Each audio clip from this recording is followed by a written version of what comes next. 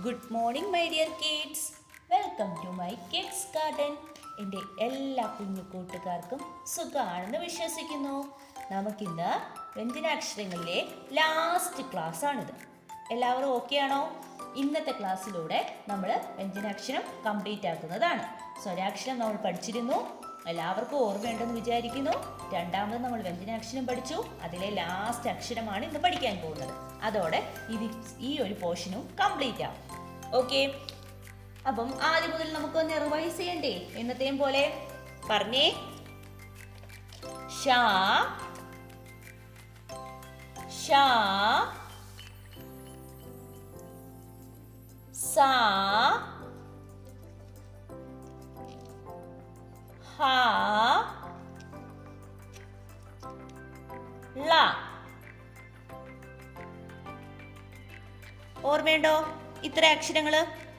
ഇനി ള കഴിഞ്ഞു, ഴ. കഴിഞ്ഞ ക്ലാസ്സിൽ പഠിച്ച ഏതാണ്?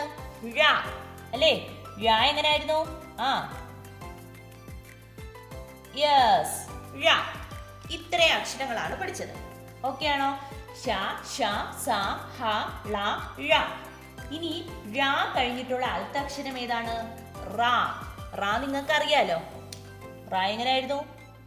ഇങ്ങനെ. അത് ഞാൻ നിങ്ങൾക്ക് പ്രത്യേകം പറഞ്ഞു തരേണ്ട കാര്യമില്ലല്ലോ. നമ്മൾ ആദ്യമേ ബേസ് ക്ലാസ് പഠിച്ചപ്പോഴേ നമ്മൾ പഠിച്ച അക്ഷരമായിരുന്നു റ. റ എളുപ്പമല്ലേ? എങ്ങനെയാണ്?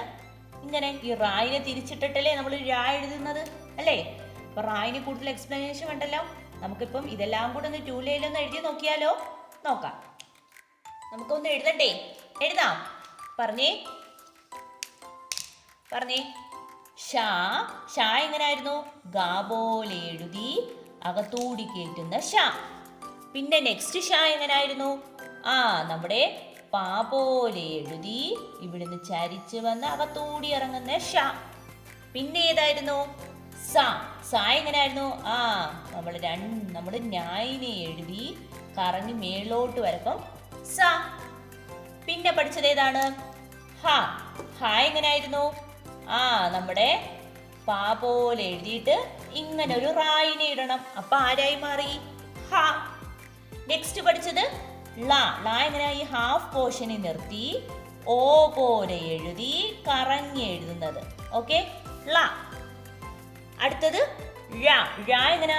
റായിനെ തിരിച്ചിട്ടു കറങ്ങി അകത്തൂടെ വന്ന് വെളിയിലോട്ട് ഇറങ്ങി ഴ. ലാസ്റ്റ് ഇന്ന് പഠിച്ച അക്ഷരം ഏതാണ്? റ. ഓക്കെ ആണോ? ഓക്കെ, അപ്പൊ ഇത്രയും അക്ഷരങ്ങളാണ് നമ്മുടെ ഈ പോർഷൻ കംപ്ലീറ്റ് ആക്കിയിരിക്കുന്നത്. അപ്പൊ എന്തോ ചെയ്യുക, എല്ലാവരും എന്തോ ചെയ്യുക, ആദ്യം മുതലുള്ള അക്ഷരങ്ങൾ റിവൈസ് ചെയ്ത് എഴുതി പഠിക്കണം കേട്ടോ. എന്നാലേ നമ്മുടെ കുഞ്ഞു മക്കൾ അത് പഠിക്കുകയുള്ളൂ. എല്ലാവർക്കും ഇത്രയും പഠിപ്പിച്ചത് മനസ്സിലായെന്ന് ഞാൻ വിശ്വസിക്കുന്നു. അപ്പൊ ഇന്നത്തെ ക്ലാസ് ഇത്രയേ ഉള്ളൂ. നിങ്ങൾക്ക് ഈ വീഡിയോ ഇഷ്ടപ്പെട്ടെങ്കിൽ ലൈക്ക് ചെയ്യുക, ഷെയർ ചെയ്യുക, സബ്സ്ക്രൈബ് ചെയ്യുക. നിങ്ങളുടെ സപ്പോർട്ട് ഉണ്ടെങ്കിൽ മാത്രമേ മുന്നോട്ട് നമുക്ക് വീഡിയോസ് ഇടാൻ സാധിക്കുകയുള്ളൂ. Okay, bye. Thank you.